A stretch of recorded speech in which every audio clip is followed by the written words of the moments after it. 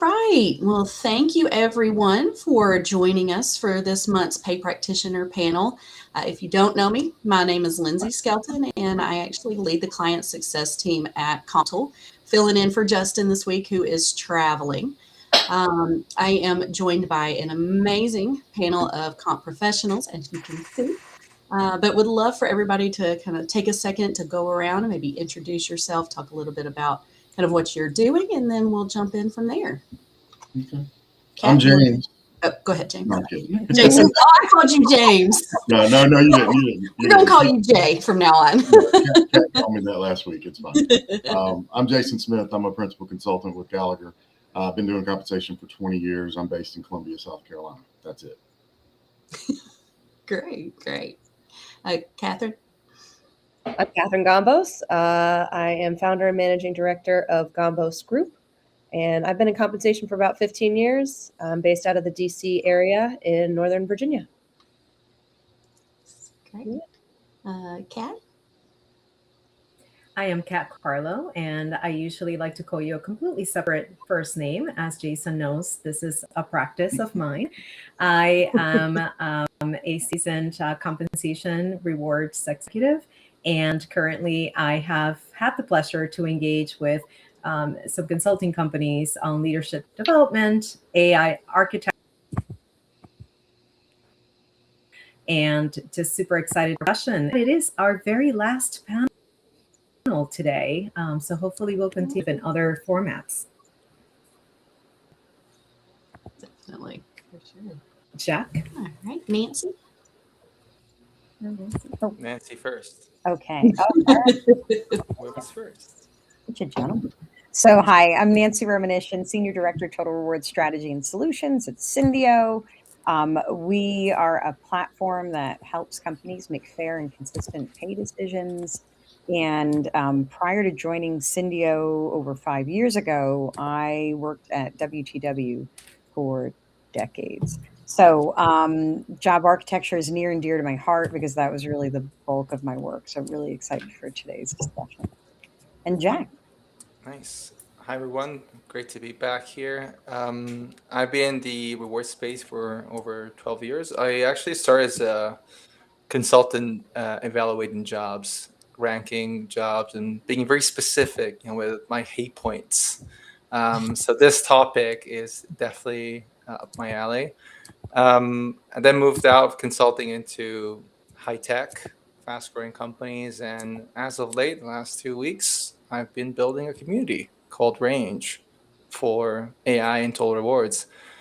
Imagine a LAN party back in the early 2000s, late 90s, pretty much the same. It's just a bunch of comp people getting together to build stuff and have fun. That's great. Wonderful. Thank you. And Ashley just joined. Can you hear us, Ashley? She may be having some technical difficulties today. So Ashley, you can introduce yourself when you can hear us. Awesome. Well, again, appreciate everybody joining. I'm excited to talk about this fun comp topic. I know we have a ton of clients who are going through job architecture. I feel like every time I meet with a client and I ask, what are you working on? It's always job architecture. We're redoing our job architecture. We're never going to finish our job architecture project. It's a huge one that I hear a lot. So we thought this would really be a great topic for today. So I'm kind of curious for the panel, what do you feel a good job architecture project looks like, and how do you, and where do most companies kind of go wrong when they're working on these projects? I feel like on the front end, they're a mess. Like there's a reason why they need the structure. They're job titles are all out of whack. There's no titling convention. There's no rhyme or reason to why people are an EVP versus an SVP versus a VP. And I've got a client that has a lot of EVPs and SVPs and VPs that are individual contributors, and they're not even a bank. So yeah, it's normally what I've seen is people try to do it themselves. And I've actually had a couple of clients that have come to me after they tried to do it themselves. One of them might be on this call, but but yeah, they've tried to do it themselves and they hit roadblocks because it's not something that they do every day, right? So then they come to me and I help them fix it and get it to a good place. But a lot of times people get too focused on little details with the level criteria that don't really matter, like the number of people in your downline, like that, it matters, but it doesn't really matter. Like you don't have to lay a number on that for every level. So yeah, it's typically a mess when it gets to me, but it's definitely an important thing to do. And then for clients that don't have a job architecture and want to do a full comp study, we want them to do a job architecture, not for a sales pitch or anything like that, but we want it to be clean for when we benchmark it, right? So instead of us having to read 1,000 job descriptions, we'd like for the job architecture piece to be done and titles to be cleaned up. So anybody else? Well, I No? I was going to say, I mean, thinking back, I guess I'll begin by saying that I think of it differently now than I did then. But back when it was a good project, it was, we had the engagement of leadership. We were beginning with executive interviews, right, and talking about just like you're saying, Jason, like what do you want to get out of this? Like, tell me more about the organization. So really making it about the business and just this fundamental understanding and buy-in that if we don't know what jobs we have and how we're deploying people to do work, how the heck do we expect to get them to be in the right places, doing the right things to drive our business goals? So it was always great when we started that way. But man, it took a long time, right? And so you begin at this like 50,000 foot level, and then, like Jason said, you get into the weeds of it, and it is a process that you're going through, and you're just talking with hundreds and hundreds of people. So I mean, it always felt good at the end of a project when it was the big reveal at the end. Usually it was during we were running toward comp planning. It was like, okay, do it in time for comp planning, and then that way our clients could do their like, hey, here it is, here's the new things, how you're going to make your decisions, yay. And it seemed so great. And then I would run off I'd be on the next project. And so in those days, I thought that was successful. And now I'm of a totally different mind just because things are moving so fast, jobs are changing so quickly. And even then, I would get called into the same client just a few years later, and it would be like, hey, what happened? Or worse, we'd do a pay equity analysis for them, and it'd be like, hey, so I didn't design a systemic discount for a bunch of people. That wasn't part of our design. Like, why is this happening? So I think, the disconnection from job architecture from like the process of making pay decisions is the thing I think about a lot. And I just feel like in order to have a successful job architecture, you really need to lean into and build out what is the infrastructure you're going to use to maintain it. Like that to me is like critical for success in a way that honestly for many years, like I didn't really consider that whole side of it. And I think, again, now I think we're at a place where we can. Yeah, if I could just chime in there, I love that you to detach the job architecture from comp planning and other comp work. Like it's obvious that comp exists, to optimize the allocation of resources, right? And if we don't have a solid framework, aka job architecture to do that, it's going to impact our job and the company. But it's not just about comp. Like getting the right spend is just a drop in the ocean compared to all the other things, benefits and cons that come with having a solid job architecture in place. Think about the key questions that a business leader would ask themselves, not a comp person. What is the right size of my business? What is the right shape of the workforce? What are the right skills that I need? And where the right site? All of these things, they matter so much during business planning, headcount planning. It's in the minds of business leaders, finance leaders, which is comes back to your point, Nancy. It's not just a comp workflow. It is much more than that. And once people understand this, it's not an HR thing, they start paying more attention to it. And so our job as comp people is really to say, right, you want me to optimize spend, to help you allocate resources efficiently, but that starts way back when you're envisioning how your business will work, from where it will work, what kind of talent you need in place, and how quickly you need them in, which is all part of business and headcount planning. Yeah, I love what you said there, Jack, because when I think about job architecture work, I think about it as, do we have the right job design and business design in terms of how we want to meet our objectives as an organization? Also, a Hey group trained evaluator, right? Oftentimes we get a job description or have conversations and we know, okay, these are the factors to evaluate know-how, problem solving, and accountability. But we can have conversations that say, this isn't really a reasonable level of problem solving for the knowledge and requirements you are asking of this job. And what you're kind of building here doesn't exist in the market from having good relationships with TA and understanding market value of jobs. So there's a lot of helpful conversations that have when you sort of shift the frame in mind of job architecture from, let's slap the data on it, the job family group, job family, job level, to really diving in and understanding what is this job intended to do? What type of talent do we think we can get for it? And what's the market value? Ultimately, being able to tell the story of how it drives success within the team, department, and overall at the organization level. Yeah, Catherine, I really like what you have stated there, which reminds me of, moving from integrated architecture, which is where I feel a lot of organizations are in that space of identifying the families, the levels, the career tracks, and the pay alignment. But really taking a step back and being very thoughtful about a more strategic architecture whereby you really begin with the organizational design, AKA what is our organization today? What is it in 3 years? And what do we envision that being in 5 years? And by the way, that 5-year plan, which should be aligned with your strat plan, however that time frame looks like, really, to Nancy's point, has been sped up immensely because of all of the AI skills and AI impact to all of the jobs.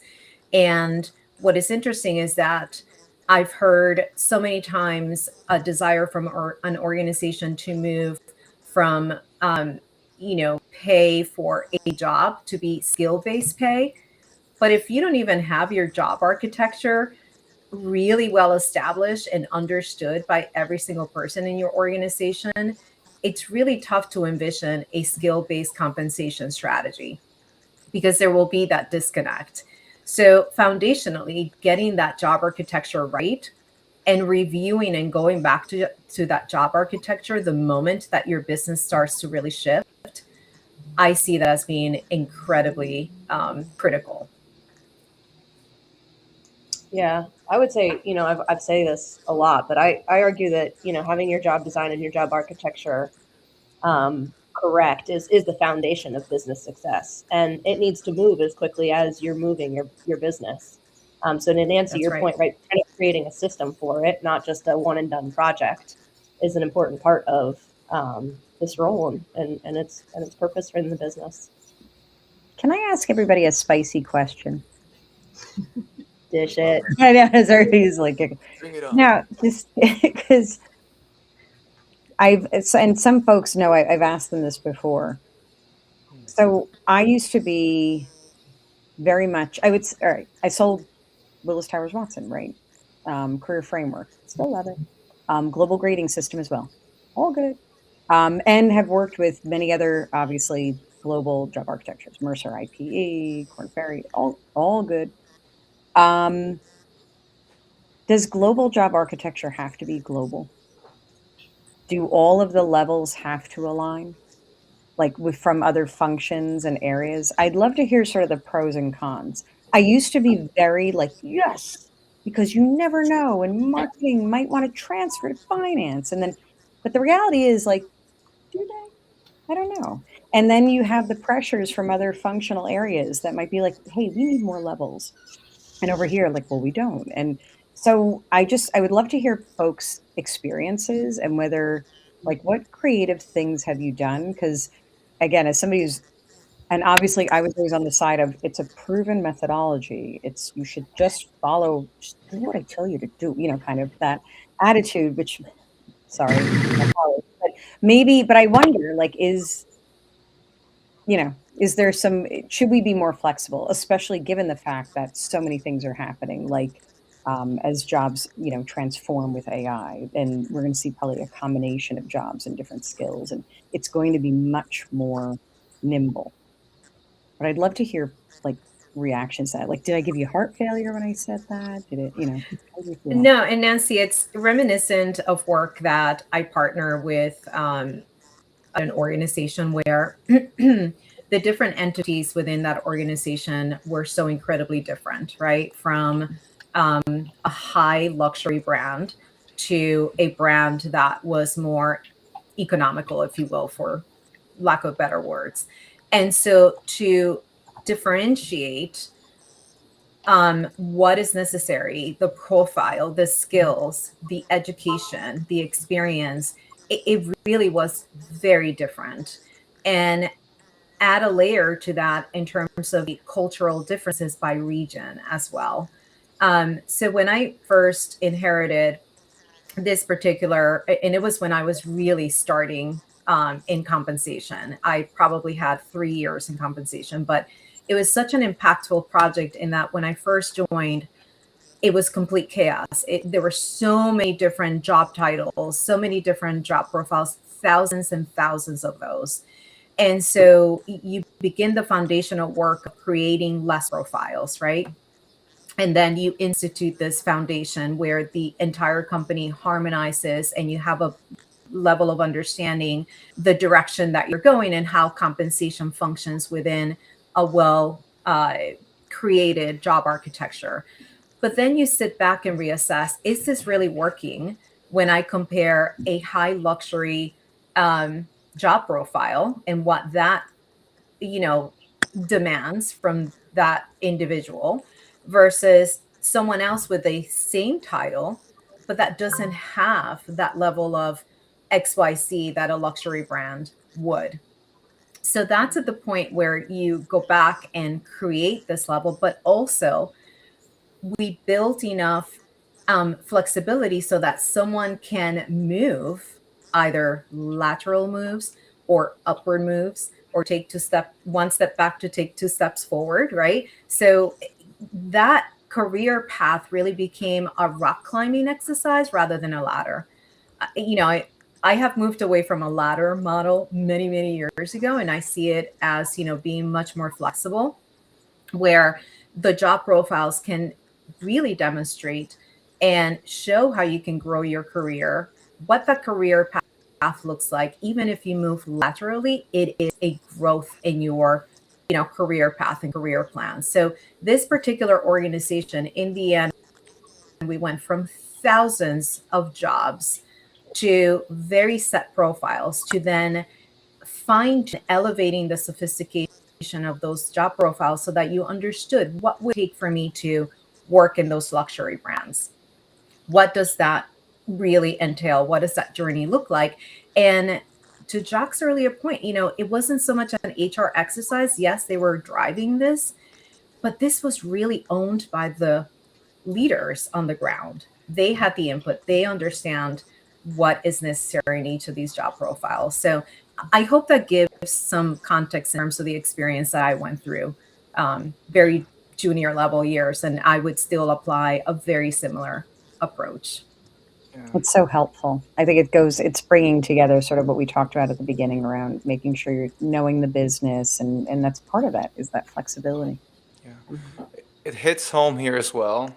So just before my previous role for a company headquartered in the UK, I worked with companies that were headquartered in US or China, and they grew really fast. So I inherited a job architecture that was made fairly quickly, and it was all centralized. And I've always been, I had this instinct, probably you too, Nancy, this build one unified job architecture on every function, every geography. Are you also hearing that noise? Mm-hmm. Okay, cool. It's Sounds like okay. a It was truck. you were getting emphasis on I was getting big pumped for this. Yeah. job No, architecture it's gods were like very. there. It is good. All right. I think Ashley may be Okay. having some connectivity issues. Maybe it's telling me I should not be talking. Maybe. I don't think so. No, you're good. You're good. No, but I had this instinct that because it's part of human nature, want everything to be aligned and perfect.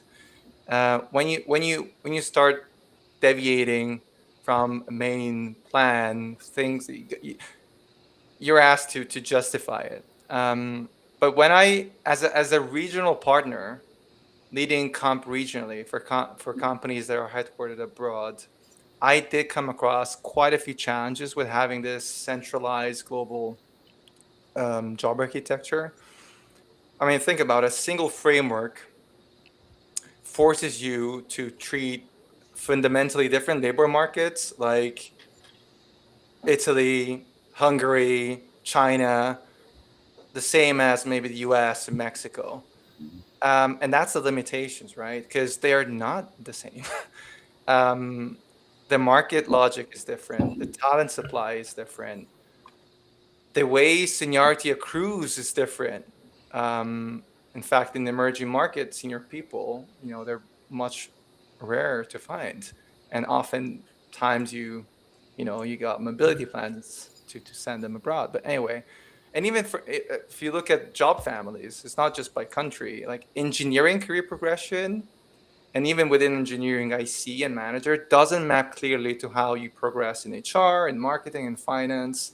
So pretending otherwise, I know it means that things get simple, it's nice, but pretending otherwise means that you're either over engineering your levels for functions that don't need them, or I've also found myself flattening complexity in those job families that didn't need it. So yeah, it is a challenge because mentally we want alignment. But in reality, you got to ask yourself the real question is whether this architecture that is so consistent um, is actually intentional and well reasoned or accidentally inherited and built by people that were in a company when it was small and different, and now you're in a company that is looking fairly bigger and with many more complexities compared to before. So I'm all in favor of flexibility when it comes to job architecture. The challenge is, are you able to then justify these Right. differences? I mean, you make a good point that when I would work with clients, a lot of times it was their first time doing a full-on job architecture. Most of my clients had come into a role, they had inherited what had been before. So for them, it was a learning, there was right, somewhat of a learning exercise. But we did even have clients that would use, for example, you have WTW's career framework, you have the global grading system, and they would sometimes take sort of that hybrid approach because the global grading system can cut a little more finely in places where career framework doesn't, but career framework also tends to be easier for communication. So it was like this combination of things. So I think, even then, when it was a little more it was really about getting to the market data, being able to link across everything because, again, of course, everything's connected, which made my job easier, right? In terms of telling you, yes, you do the job architecture, and then of course you'll use our surveys and, and on and on and on. But yeah, I just think a lot of the things you just highlighted, Jack, like tenfold, I think for many of my clients, maybe, it just business was different. And I feel like there's just been so many changes to the markets.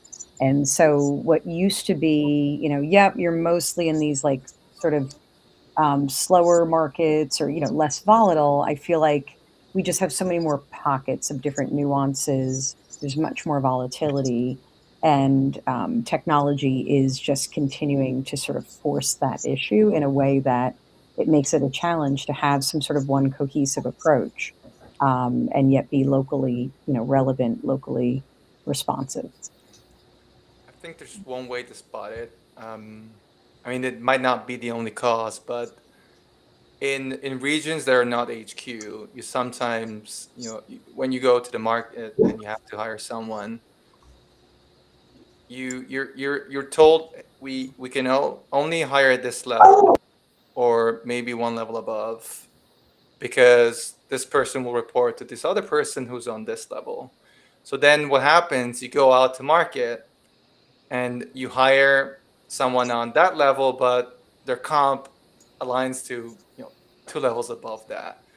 And we're lying to ourselves that we're doing this to adhere to this job architecture, but then the comp is completely out of whack with the market. Whereas if you recognize that, the market logic is different, the talent supply is different, and your business career, like your business trajectory maturity in that business is different as well. Your EVP is different. That should give you enough reasons to question whether that centralized, architecture with very little room for flexibility is actually working. It's interesting because if you make exceptions on the leveling, a lot of people are like, oh, that's not right. But if you make exception on comp, then suddenly some parts of the business are, oh, that's fine. Actually, we can use it against you at the next benchmarking season. Yeah, well, I like that the use case here that we're thinking about is either coming in to an organization that doesn't have one, or maybe one that's been outdated. You often see it too with organizations that have a lot of M&A activity, where it's like this one has one, this one has that one. And I'd argue that ideally you try to work towards something that's cohesive. And then to your point, Jock, earlier, right, make the case that there's a need for flexibility that has some rationale, not just because like I want to promote people faster, right? Okay, all right. Which may or may not have some sound rationale to it. And in those cases, I sometimes like to play with like okay, then we have P3, but for your group, we'll have P3.1, 0.2, and 0.3. I hate that. But the other thing I like to think about too, and I'd be curious what your thoughts are, is I like to think of job architecture as somewhat separate, but obviously connected to career pathing.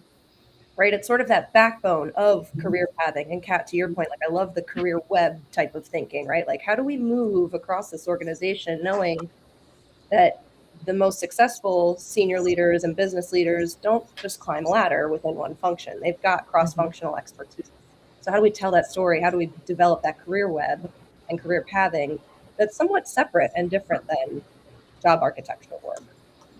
Kind of curious what your thoughts are there. Yeah, I've done a couple of those. So I used to, I mean, I think, I've written over 1,000 job descriptions, right? So I used to manage these like massive job documentation projects. And job descriptions, I know, they seem so boring, but it's so interesting, right? What people do, right? And what I found is over the years, we would have some of our customers would ask us to map out exactly what you're saying, Catherine, sort of that career web. So I have a very specific example in my head where it was, all right, here are sort of these different 3 sort of tangential, if you will, job families. And you could start here, and it literally was like drawing sort of like, I just remember the PowerPoint, like, and the path could go here, and then you could do here. And then it was capturing, like, here are the transferable skills. So over here, you're doing something that does kind of overlap over here. And it was illustrating, here's just an example of how you could, as an individual contributor, get different types of skill sets that would eventually get you to this managerial role. So, and I think my favorite job architecture projects also involved, maybe not while I was doing them, but also involved some element of layering in job functional family information in the job architecture itself. So to your point, Catherine, it wasn't so separate. You had sort of the generic language, but then you had some really good concrete examples of what was relevant for each family. What were those anchored jobs? What was even, scope of responsibility? The expectation, not in all cases, you're going to be managing, this is how big your budget is. This is, at this level. I feel like it just made it so much more real and helpful to the employees, because the whole idea was you wanted to be communicating this to employees for them to internalize it so they could use it, so they knew how to grow with the company. That's what you were trying to encourage. So those I always appreciated sort of that marriage of some level of job documentation with kind of the more generic job architecture language. It just made it real. Yeah, I like doing that work, and I think it's extremely helpful when you do that in partnership with your development, your L&D folks, as well as potentially your talent acquisition folks, because they've got a good understanding of the competencies and the language that is spoken in kind of the talent attraction space, but also in the development space. And the visual I have in mind, I like the idea of a PowerPoint with webs, but was an Excel file that we would build at Korn Ferry, where you would like have the jobs in each unique cell, and you could like double click and other jobs would highlight, and then you could see what the transferable skills are, what the watch outs were, and what the potential development needs are. But you can't build that without that strong understanding, and to your point, of the true job family work, and those skills and competencies like within role, not just in level. I always like to ask people what their favorite analogy is for job architecture, because we always had to choose one when going to maybe a forum, a bunch of people that are not from rewards or even HR, and you have to explain to them why this is important. I think one of the most common ones I've heard is the house. I said your floors are your levels, the rooms are your job families, and importantly, to your point, Catherine, like job architecture, career path, so interconnected. All these routes that people can take in a house, the corridor that links the kitchen to the hallway, that's a career path. The exit that takes you to the garden, and then I've been thinking, where does AI fit in all this analogy? It's probably your smart panel is gauging the level of humidity in the bedroom, or the smart bell that can open the door if it recognizes a familiar face. But that's my analogy. Well, not mine, but the one I like to use. I'd love to hear if you've heard of any other analogies that can make job architecture, yes, more spicy, but also maybe something more enticing to the business, something that feels more relatable and familiar. I've always liked the house one. I don't have We can keep the house one and just expand it. I like the exit out. Yeah, and I've used the house one in terms of the. And I like the exit out to the garden piece. You said that's kind of like going out to pasture, I guess. Once you retire, you go out to the garden. So that's great. Yeah, well, that's where you keep your alumni network. The garden, like they're out.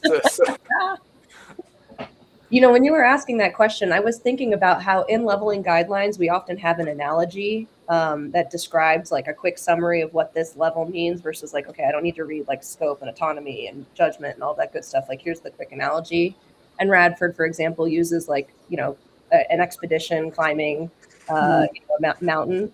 I am so grateful for AI now to be able to use that to tailor it to what this specific business or client is doing, so that it's relatable for them in their role. Yeah. So there's a nice use of AI. I know. Yeah. No. I mean, I think I've shared with all of you that like how a lot of for my colleagues that aren't as into comp as I am, using it to say, use the analogy of a vending machine and describe, job architecture, and don't use any comp jargon.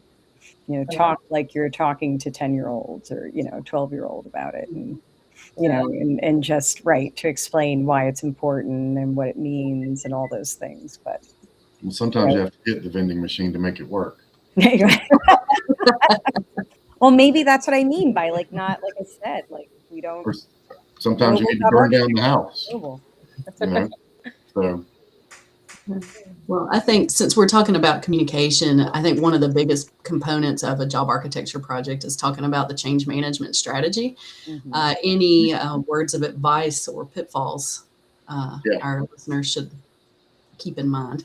Jason, you seem like you've got something. Well, yeah, and that's been a big thing here.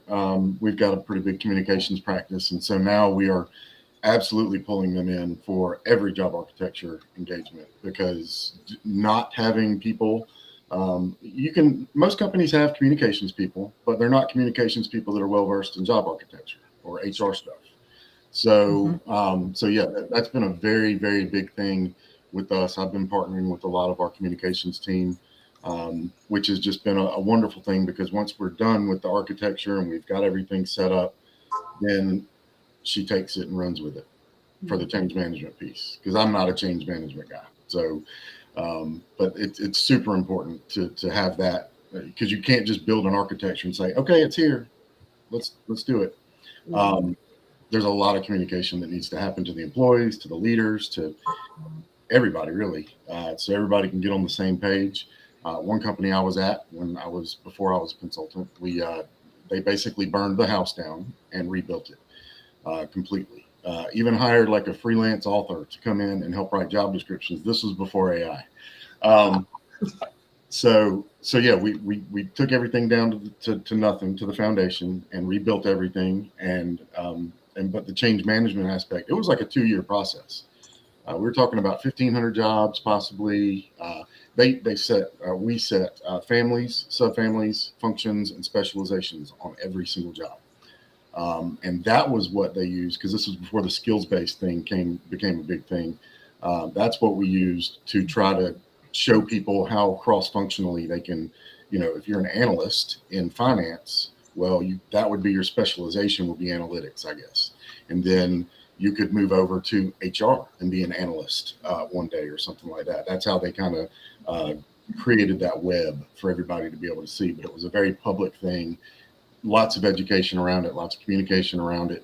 The whole organization really bought into it. And they bought into it during the process while we were working with each of the business line leaders to perfect each of their areas and get everything straightened out. So yeah, but change management is a huge deal in this. Well, I feel like it's so essential to, all the elements of putting it together, validating, calibrating, making sure every area of the business feels like it's represented.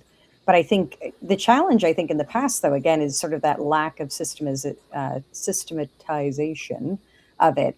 Big word for a Friday afternoon. But I just feel like that's what's been so frustrating for me, is that it just then, it dies unless, like you're saying, Jason, what I love about what you're saying is, and I've seen this too, when organizations are not just set it, forget it with the job architecture. It's not like, yes, it was this beast of a thing that we put, in place, and we did it for this business reason. And now, hey, organization, you're talking about, you're going to be doing this new set of work. You're planning for the next year. Like, let's bring it out and talk about the roles that you need, the talent you need, what your challenges are, all within the context, using the job architecture as part of that context. But that too is, I think, is where, like we're also saying, interweaving the career aspect, the tangential skills, the growth aspect of things. It has to be one whole system that's working together. Absolutely.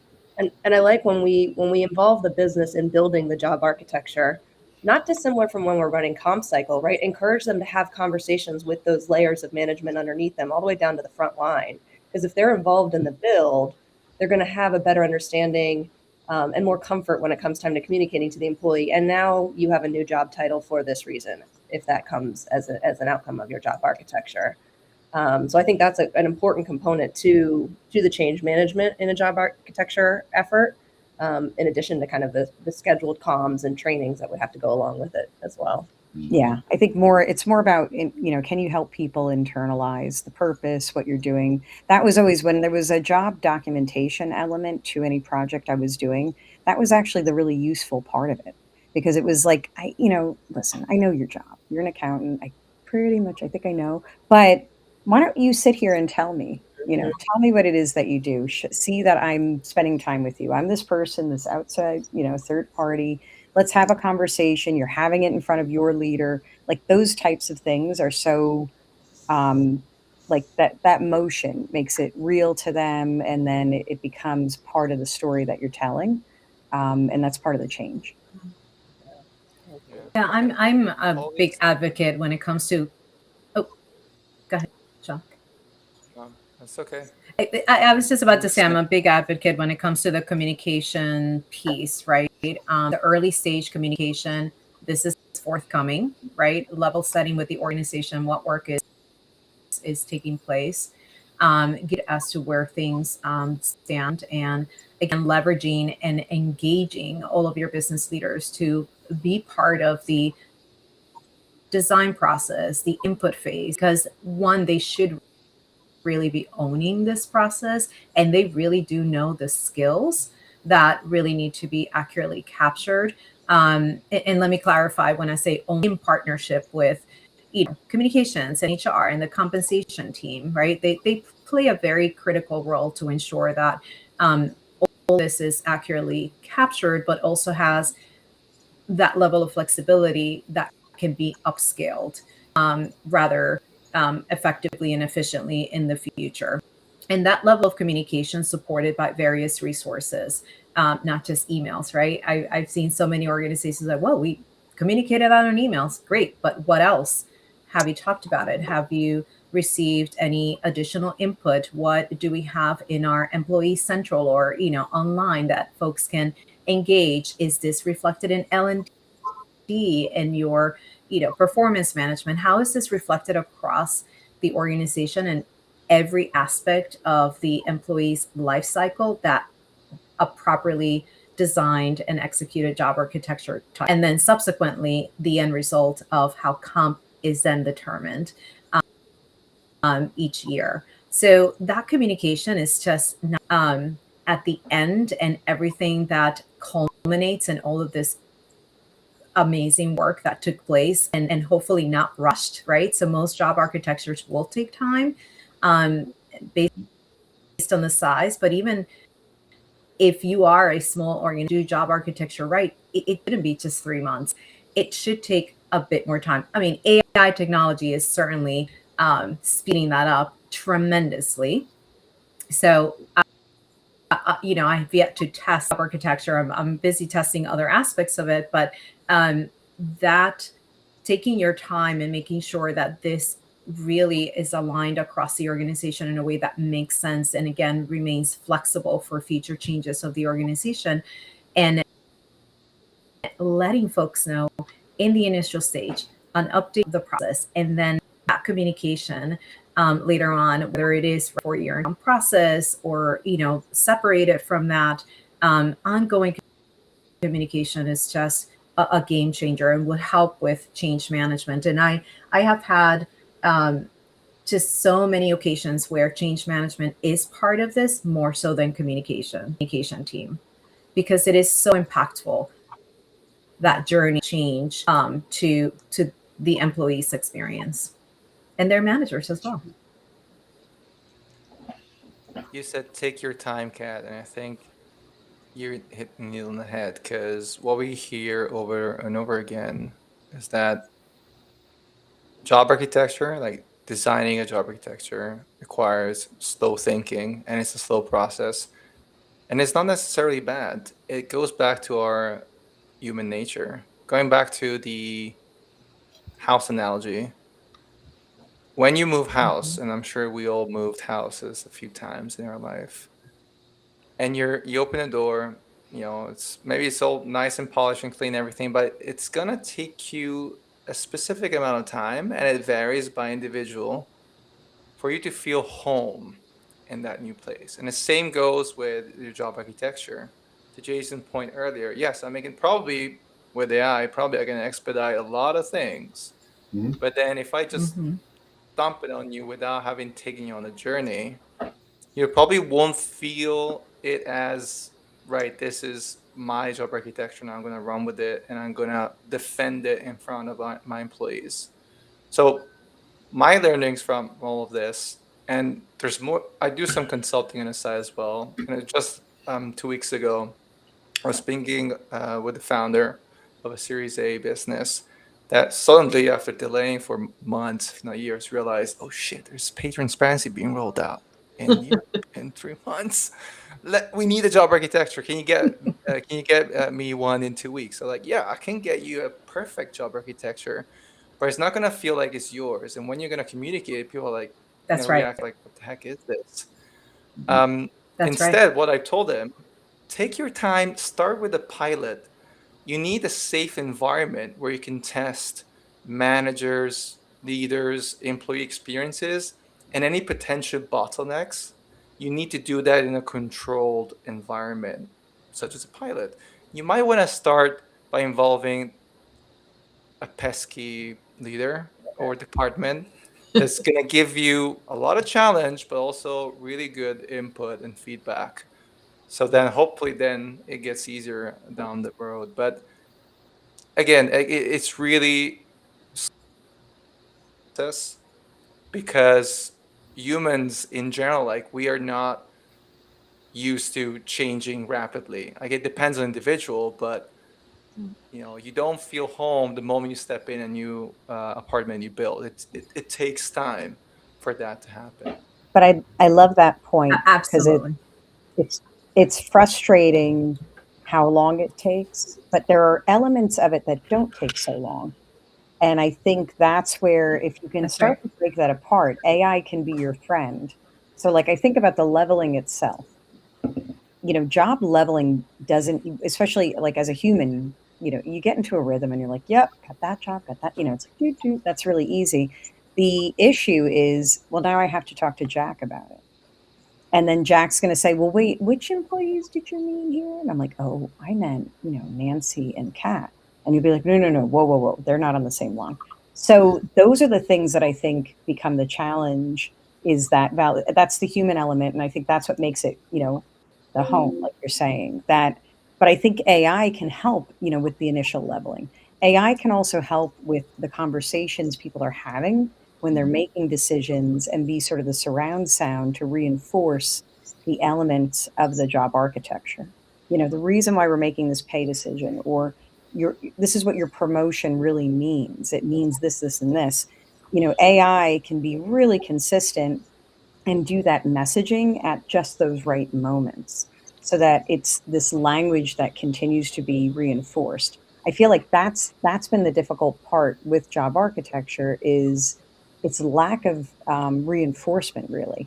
And in addition to the nimbleness that we were talking about earlier, but it's that lack of reinforcement that people kind of forget about it.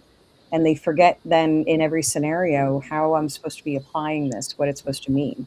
Let's face it, we're really interested in it, but there are other people who, I can't believe it, that they wouldn't be interested in job architecture.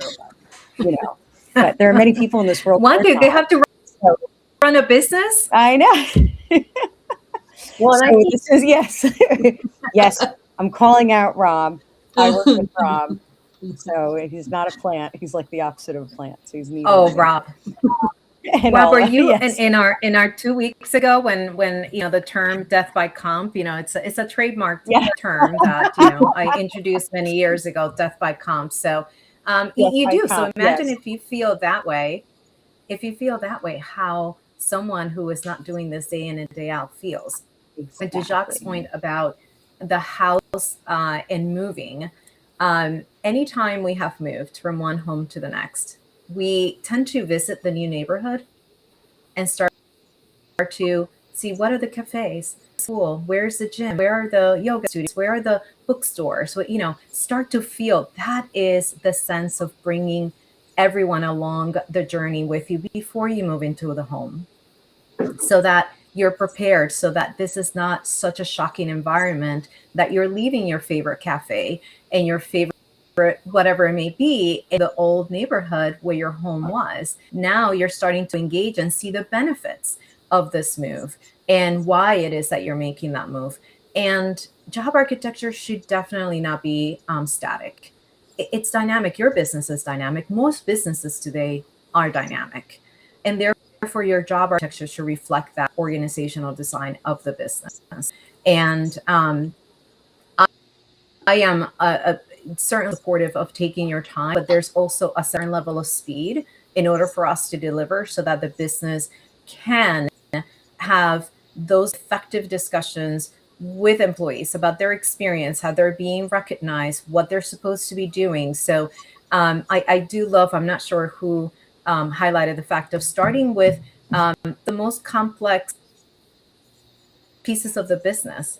Start there so you can solve for that. What are the critical areas of the business, or the flex leaders who need to be engaged early on? Because going down that path, the more difficult path, will inform the rest of your journey, and it might just make it easier.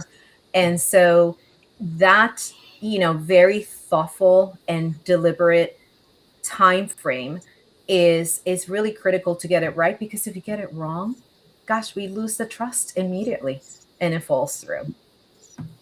Well, I'd add, by not going kind of intentionally, or as Clay puts it, which is great, deliberately slow, we're also missing opportunities to advise on the job design, right? So sometimes when you're having a conversation with, and I have this as an example from a former client, right? With a senior biologist, you find out that 50% of their time they're acting as lab support. Well, this is a miss in the spend of your senior biologist. This is a miss in the design of the lab, That's right? right. We're not kind of intentionally trying to understand. We might be putting the couch right next to the front door, and that's not where it belongs. Now, and that's a That's huge, right. that's really what I guess is on my mind when it comes to AI. And I think about our roles as helping design sort of the new workforce. And I think it's going to be rapidly changing. So as companies figure out, how they want to apply these new capabilities, and how they want to incorporate either incorporate AI in jobs, or how it's completely transforming, right? Jobs and the work that they're doing, what they're selling. Like that's a lot of change very quickly. So I feel like you need some kind of a framework to anchor to, but you have to be really nimble. And I think, Catherine, that becomes the perfect opener. Like, instead of just saying we're going to, essentially, here's the framework, very rigid, we're going to slot this, where does it fit? It's more of, wait, how can we think about the framework as guiding us? Maybe, going with your ascent analogy, right? Like it's showing us, right? But if there's blazes on the trail, like, okay, normally this job would be going this direction, but maybe there's something else that we should be paying attention to. And now we're going to make it go in this direction. And then I think about, how do you incorporate some of those decisions, and start to bring that into the framework itself, the language of the framework, like that. There's sort of that back and forth that you start to apply it to your organization. And then to Jack's point, it starts to reflect then your own unique way of valuing the jobs at your organization. And then it's also giving you a pathway to, as those jobs change, which they will, now we at least have sort of a playbook that we can go back to, and maybe we That's decide right. some of the sorts of our organization, we don't have to do that very much. It's not going to change that much. But wow, we've got some really rapidly changing areas. We're going to have to apply that playbook and make a commitment to do that, every quarter, every month, depending. Yeah, and another piece of that is really it gives you a chance to deploy or refine or improve your job evaluation process. Because going forward, you're going to need people to comply with this. So not only do they need to be educated on what they're asking for, so you don't have a random manager coming up and asking to create a senior associate principal widget maker or whatever. They want, crazy one-off job they want to create. But you really need to beef up your job evaluation process and make sure, like, there's things you can build in Microsoft Forms or Google Forms or whatever platform you use that can really help streamline that. And but yeah, I mean, and I've built job evaluation processes for several clients because they didn't even. The process was email the HR director and say, please create this job with this pay grade. So but that's an important thing to keep it clean going forward. With compensation first in mind, right? Right. Yeah. Always. Yeah. But I think, Lindsay, back to your initial question that got us going on this. I remember, I want to say it was business school, but a lot of times when we kind of take on a project, we think of it as like 80% building the project, 20% comms, and it's the other way around. And so, like, we just have to remember as we're building the project, 80% of this time really needs to be thinking about, like, how does this get communicated and adopted? Yeah, and let's not forget about celebrating too. You know, where's the cafes? Where's this? When you get the keys, where's the champagne? Yes. That's right. Very good. The impact, like employees feel like any change in job architecture, the impact it's felt over the long run. So it's so important to celebrate in that moment, because otherwise employees that are not, they only see that last part, don't really understand how much effort, time, commitment, and cross-functional collaboration has gone into getting all of that done. So Yeah. Cheers to that downstream efficiency from doing the work. Absolutely. Yeah, it's funny. One of the things, like I was going back to when for many of my clients, right, it was their first time doing a job architecture. And I remember, like, I would even say to them, especially in the harder moments, I'd be like, hey, listen, this is an experience nobody can take away from you. You're doing something that a lot of your peers out there have not done. And now you can take that experience. You're going to be able to apply that in a lot of, your future and in your career. And you've actually had this opportunity to build something as opposed to, like we were saying before, inherit something. And so it was like, keep going. You can do it. You can do it. And I would expand on the celebration of not just the team who worked so hard and all the leaders participated in this and your sponsors, etc. It's the celebration by demonstrating success metrics. And what, right? So answering the and what. So we instituted this job architecture. How has that moved the needle from employee engagement perspective, satisfaction, career pathing? Have we made some significant moves? Is there clarity? Are people, all of that, having a dashboard to really understand and see your hard work pay off year after year, I believe should be part of your celebration. Wonderful. It's been some great conversations today. I know we're getting close on time, but I would love for the panel to go around, maybe just give a closing thought around this fun job architecture topic we've been discussing today. Nancy, you want to start us off? Sure. So I don't know, be spicy. I think creatively, but I think kind of what you were saying, Catherine, about it being more about the comms and the adoption.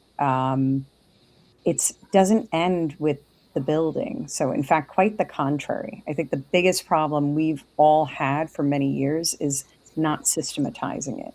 So think about adoption, application. How do you make it something that's a real living thing? And now you can build infrastructure with technology, which is really exciting. So I would just say that focus on that. Jack? Go ahead. Oh, sorry.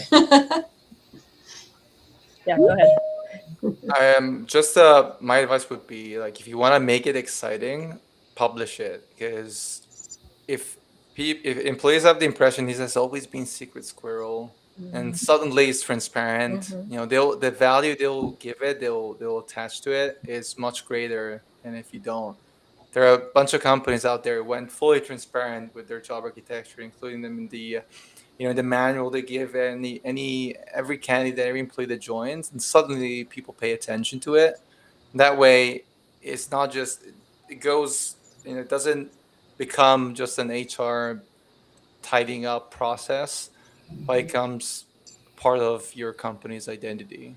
So that's what I would do. I love what both of you said. And I like the point that, in the words that Clay used, that you brought up on the screen, that just, deliberately slow, be intentional about this process. And Jack, to just hit it home, make it feel like a home when you're done. Like that's a really good way to think about it. Kat? Keep it dynamic. Don't forget it. Keep it alive, and leverage technology in every single instance, and have it translate into the L&D career management, not just comp. Right? This should really touch so many different aspects of the employee experience. Yeah, and I would say just socialize it as much as you can. Make sure people are talking the P3, the S2, the whatever they are, that they know what level they are, they know where they can go, they know how many levels they can go up to. Be as transparent as you can with it. Don't boil the ocean, like somebody said in the comments earlier. And last thought, I'm pretty sure that Rob guy is a bot. No. Y'all know Rob? Oh, yeah.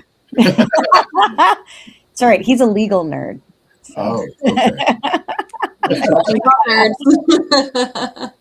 His surname is Italian. Yeah. Reminds me. He's that too. That explains a lot of things. Yeah. Oh, this He's is a gonna good guy. be fun, Takes folks. one to recognize one. Yes. Yes. Spot one. Oh, wonderful. Thank you, everybody, for joining us. Thank you, panel. Amazing conversations today. And everybody have a great weekend. Yes. Thank you. Thank you. Take care. Thanks so Thanks much. so Good much. weekend. Bye-bye. Cheers. Bye. Bye.